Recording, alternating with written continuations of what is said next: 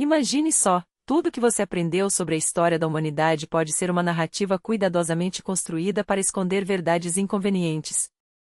E se os fatos que não se encaixam na versão oficial não fossem meros erros, mas peças de um quebra-cabeça muito maior? Pesquisas recentes e uma análise isenta dos artefatos que desafiam o consenso acadêmico estão revelando um passado humano radicalmente diferente do que nos ensinaram. O que hoje chamamos de mitos pode, na verdade, ser o registro distorcido de uma realidade tecnológica que supera em muito nossa compreensão atual. Vamos deixar de lado os preconceitos e examinar as evidências com olhos críticos. Há objetos que a ciência tradicional prefere ignorar ou explicar com teorias simplistas que não resistem a um exame minucioso. Tome como exemplo a chamada Banheira dos Ladrões, no Parque Babolovo. Esse bloco de granito de 48 toneladas, segundo a versão oficial, teria sido esculpido manualmente por artesãos russos.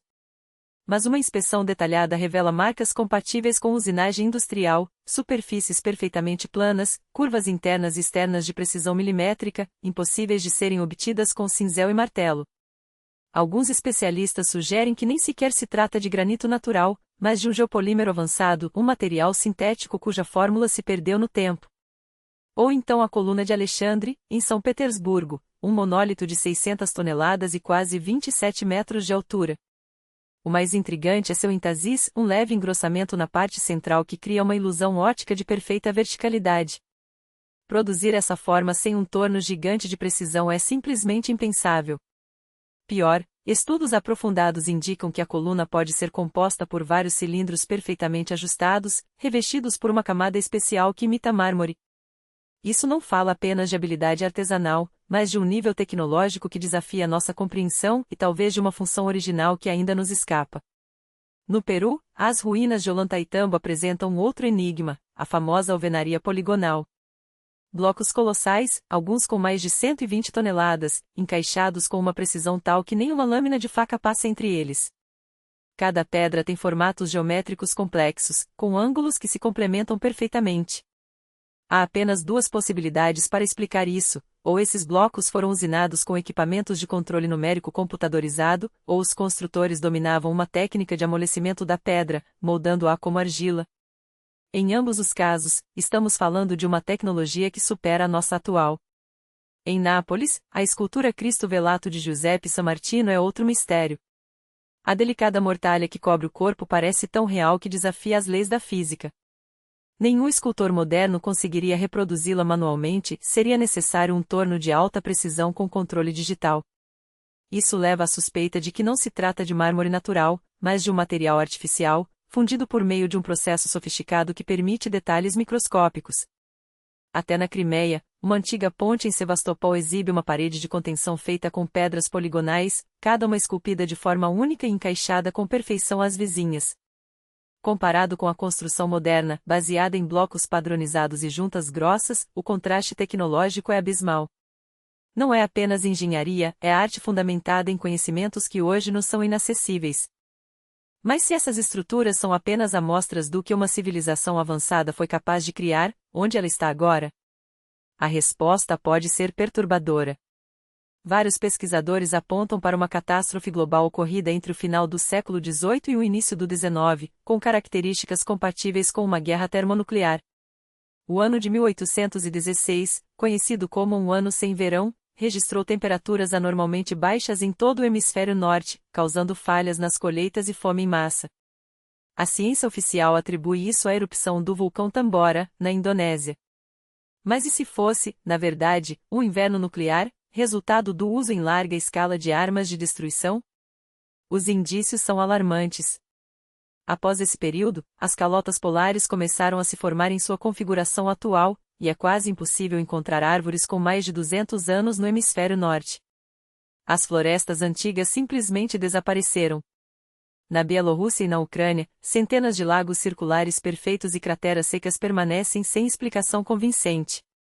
Sua forma e distribuição correspondem exatamente ao que se esperaria de explosões nucleares aéreas. Ao redor dessas crateras, frequentemente se encontram camadas brancas, calcário pulverizado, principal material de construção das cidades destruídas. Fotografias da Crimeia tiradas por Roger Fenton e James Robertson em 1853 mostram uma terra arrasada, nenhum vestígio de vegetação, nem árvores, nem arbustos, nem mesmo solo fértil, apenas rochas nuas e ruínas. Já imagens da Sibéria do final do século XIX revelam florestas jovens, com não mais de 40 ou 50 anos, como se a natureza estivesse apenas começando a se recuperar de um evento devastador. O resultado dessa catástrofe foi um colapso civilizacional. Os poucos sobreviventes foram jogados séculos atrás em seu desenvolvimento, retornando a uma sociedade quase feudal. Conhecimentos e tecnologias se perderam. Os maiores beneficiários desse cenário foram os anglo-saxões, cujos territórios, especialmente as ilhas britânicas, sofreram menos danos. Isso lhes permitiu assumir o controle global e reescrever a história de acordo com seus interesses. O que chamamos de progresso nos últimos 2 séculos, a máquina a vapor, a exploração de petróleo e gás, até mesmo a energia nuclear, pode não ser inovação, mas uma recuperação lenta e parcial de saberes perdidos. Há quem sugira que até a tabela periódica de Mendeleev foi apresentada à humanidade de forma incompleta e distorcida, omitindo elementos como o éter, para nos manter em um caminho de desenvolvimento controlado. As evidências dessa civilização avançada estão por toda parte, e sua escala é impressionante.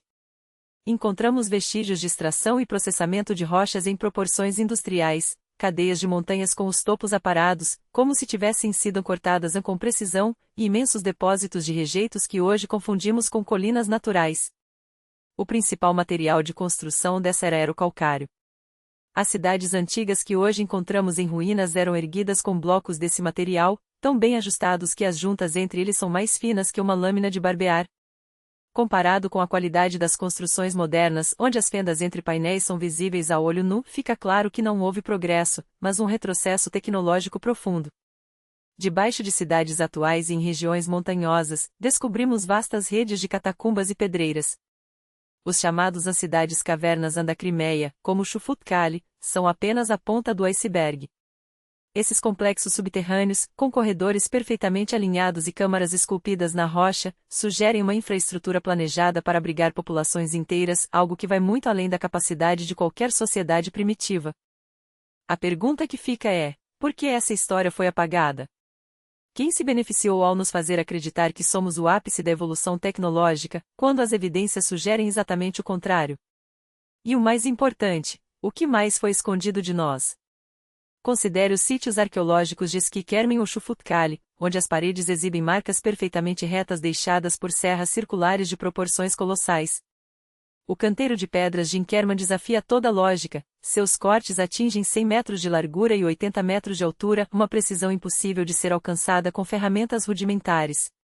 E as catacumbas sob Odessa, com mais de 2.500 quilômetros de extensão, não são meros esconderijos, são vestígios de uma rede subterrânea monumental, projetada para conectar cidades, transportar recursos ou até mesmo extrair minerais em escala industrial. Mas a verdade mais perturbadora está à vista de todos e nós a chamamos de natureza. Muitas das paisagens que consideramos intocadas são, na realidade, cicatrizes de uma exploração em massa. A famosa rocha branca da Crimeia não é uma formação natural, mas a parede de um imenso canteiro de calcário, abandonado há milênios. Os cânions e desfiladeiros que nos ensinaram a atribuir à erosão fluvial? Cortes precisos de máquinas colossais, que extraíram bilhões de toneladas de minério, deixando para trás apenas o esqueleto do que um dia foi uma montanha. E as desertos? Não são acidentes geológicos, mas depósitos de rejeitos. As areias de Karakum, do Namíbia ou da Grande Areia Australiana não são frutos do vento, são o que sobrou após a trituração industrial de rochas, um subproduto da extração de metais e minerais em escala planetária. Os mares de Aral e Azov. Cavidades inundadas, antigas minas a céu aberto onde civilizações passadas escavaram até esgotar o substrato. Até os rios carregam segredos, observe a curva em ângulo reto do rio Don, perto de Krivobari. Um fenômeno natural? Impossível. É a assinatura de um canal artificial, cavado para transportar água, minério ou energia, um sistema hidráulico projetado por mãos que não eram humanas. E as montanhas? Muitas delas são pilhas de rejeitos, terríveis monumentos ao desperdício de uma era industrial esquecida. Compare com o lago Jiangqiang, na China, um espelho tóxico criado pela mineração de terras raras.